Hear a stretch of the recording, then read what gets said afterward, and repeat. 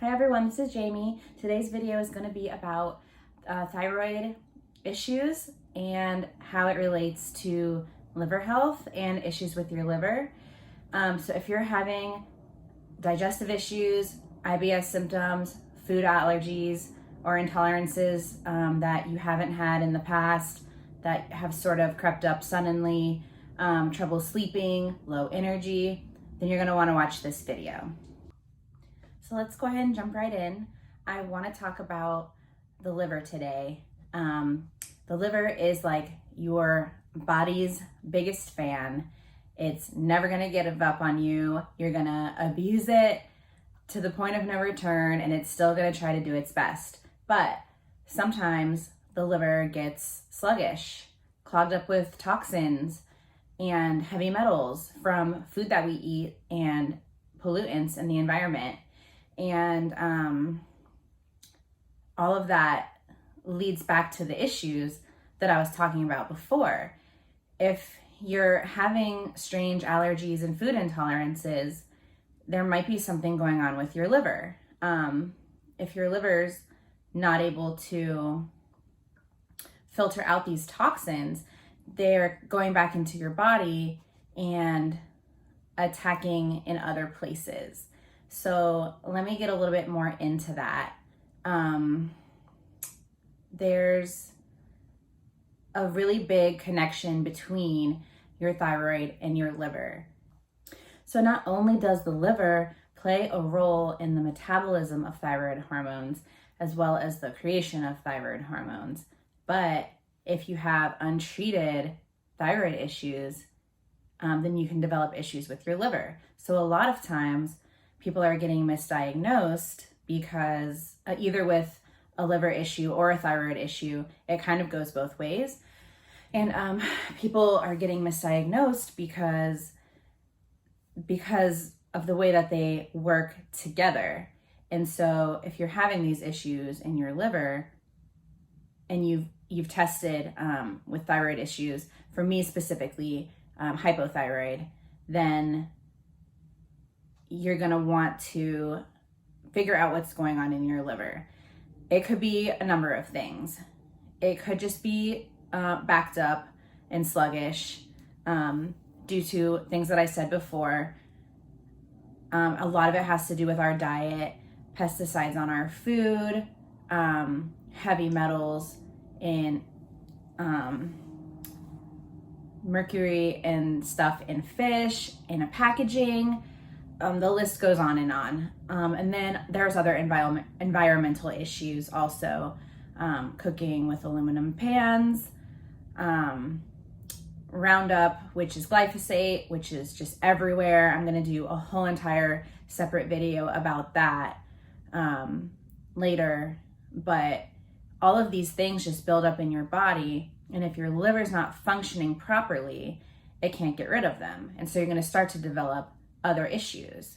So the other thing that's not really very well known in the medical community yet is something called Epstein Barr virus.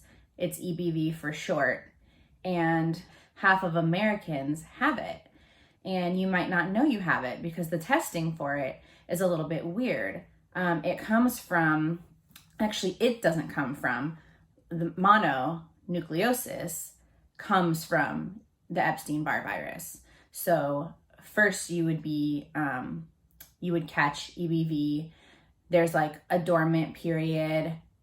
Maybe you got mono when you were younger. Maybe you just got like a low-grade fever and a sore throat and you kind of felt sick a little bit and you never went to the doctor, and so you never knew that you had mono. And so the issue with the testing is these blood tests test for EBV in your blood right now, or they could sometimes show, oh, you had mono in the past, but they don't really tell you what's going on in your body right now. And so what EBV does is it hides, it goes dormant after the mono phase. Goes dormant, typically it goes to the liver, the spleen, reproductive organs, and for men, the prostate. and it hides there until your body weakens. It waits for like a weakened emotional state, a weakened immune state. Typically, when it will decide to come out and attack is after you've dealt with a loss, a death, a breakup, divorce, chronic stress, something tragic, something traumatic in your life. After a traumatic event, your stress is so high, you're kind of at your last limits, and then the EBV says, okay, you're all weak, I'm gonna come out and attack you now. And so a lot of times also it goes to the thyroid, and you'll develop hypothyroid, and then after that, Hashimoto's. A lot of people think that hypothyroid comes from Hashimoto's, and it actually seems to be that it's the other way around, that untreated hypothyroidism develops into Hashimoto's. And a lot of people that have like maybe had their thyroid removed and it's like eaten up, you'll hear that some people's thyroids, like they're just eaten, like it's gone or parts of it are gone. And that's because the EBV virus literally attacks the thyroid, drills into it, and feeds off of it, and like lives there and feeds off of it. And so when that's going untreated, you're just going to get worse. Your symptoms are just going to get worse. And the bad thing is that a lot of people don't know about this. And there's a lot of other things that come from EBV as well. A lot of other diseases, autoimmune, neurological, other types of things come from the attack of this virus on your body. But today I really want to stick with talking about the liver and the thyroid, because those are the two things that I specifically have experience with and have dealt with and am dealing with right now. So once I read Liver Rescue by the medical medium, I was like, this is me. This is so me. Unfortunately, if you know me, you know that I've spent years trying to figure out what's going on with my body. Why do I have these sudden food intolerances? Why can't I have dairy anymore? Why is gluten bothering me? Why am I getting these migraines? Like, why am I having these digestive issues? Why do I have this thyroid problem? So when I went to my doctor last for blood work, my thyroid tested in the normal range. But one thing that came back was that like my glucose was elevated. My cholesterol was elevated. And the year before, she was raving about my cholesterol and how low it is and how good it is. And I was making her look bad because my cholesterol was so good. So in a year, and I'm 34, so I'm hopefully not going through menopause or any other like hormonal shift like that, because I know that can also trigger your cholesterol to start going high. So basically, my cholesterol comes back high, and she says, stop eating red meat, stop eating dairy, and you'll be fine. Well, I don't eat either of those things already. And so it was interesting to me. I'm thinking, what is going on? This is so weird. I've never had high cholesterol. It doesn't run in my family. I'm not having a crazy hormonal shift that this is a thing that would be normal to happen. So I started reading the book from Medical Medium, Liver Rescue. And it was amazing. He has stories from patients that he's had, and not really patients because he's technically not a doctor, but he's super, super knowledgeable and has done a ton of research, obviously, about this stuff. And so he helps people. He helps a lot of people. And that's really why I'm doing this. I want to help people too. I don't want people wondering like, what's wrong with me? Why can't I figure this out? I guess I'm just sick, because you're not. And, you know, there are answers.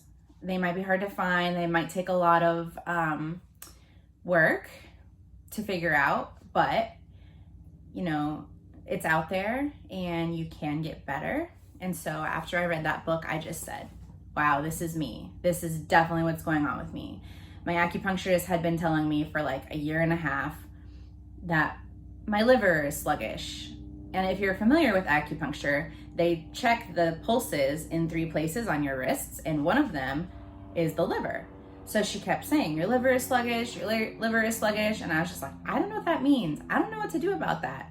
And she could read off my body, and my pulse was saying, my acupuncture pulse, my Chinese medicine pulse, was saying that my liver was sluggish. So finally I read this book and I'm like, bing, light bulb. And so I feel like my thyroid issues, this cholesterol issue, it's all linking together. It seems to be all linking together and starting in the liver. So another thing that I read that can spike your cholesterol or cause your cholesterol to test high is estrogen dominance. Well, I'm a vegetarian and I eat all of those like meat replacements, tons of tofu. I was like, eating tofu every single day, which honestly probably was what did it, because the meat replacements that I eat are soy free. But I was eating all this tofu and I never thought a thing about it. But tofu, soy, can actually cause estrogen dominance in your body. And if your liver's not working, it can't filter out the estrogen. And so it's just going back into your body, causing these levels to rise. It can cause your cholesterol to rise. So I quit soy. I stopped eating tofu, quit soy. And now I'm starting this sort of routine for my liver and my thyroid. Let's talk about diet, because that's going to be probably the main way to like heal your liver, get your liver like back on track, back going how it's supposed to function. So basically you're gonna want to eat paleo. If you're a meat eater, get high quality meat. Try to avoid hormones and antibiotics. Try to avoid fish that are high in mercury. Try to eat organic and stay away from pesticides, because all that's going to do is stay in your liver, clog it up even more, and cause even more problems. So there's so many good resources out there right now for organic. Trader Joe's is amazing. Sprouts is amazing. Lucky's Market is amazing. I'm in Florida, so those are like right now my 3 main. Even our Publix has gotten really good about organic, and you'll even go in there a lot of times and see signs that say local. That's amazing if you can eat local. Go to your farmer's market. Talk to your farmers about what are they spraying. Are they spraying? If they're not, it's amazing. You want to stay away from Roundup and glyphosate. Like I said, I'm going to do a whole other video about that and the issues that causes, and why you want to stay away from it. But you're just going to want to eat clean, stay away from dairy, stay away from gluten. Corn, soy, and wheat are like trash. None of us should be eating it. I really hate to just say that like that. But if you're trying to heal, stay away from it. I'm not saying nobody should ever eat that, but on this journey for your health, it's worth it. It's worth it. So eat super clean, lots and lots of veggies, lots of fruit. Try to eat organic, local, organic, non-sprayed, non-GMO. I never used to know why GMO was bad. I realized that it's bad because they're just trying to get these crops ready to be sprayed to heck with Roundup. So it's bad. But, you know, there are ways to start healing. And if you guys have any questions, drop them in the comments. I'm here for you guys. You can also find me on Instagram at Twinkleverse. I'm gonna add that on the video so you can find it. And I just want to help. So if I can help in any way, I have done countless hours of reading and research about all of this stuff. I'm not a doctor. I'm not a nutritionist, but I am very knowledgeable and I have personal experience on the issues. So if I can help in any way, I'd really love to. If you have any other questions, if I can point you in the right direction, I would really like to help. Also, you guys, I'm new to YouTube. If you could like the video, subscribe to my channel, and hit the bell so that you get notifications from me, I'd really appreciate it. I really just appreciate you being here. I know it's a long video, and if you're still here, even if you're not, I just appreciate you being here and watching and any support. So thank you so much. I hope you guys enjoy this content and have a great day.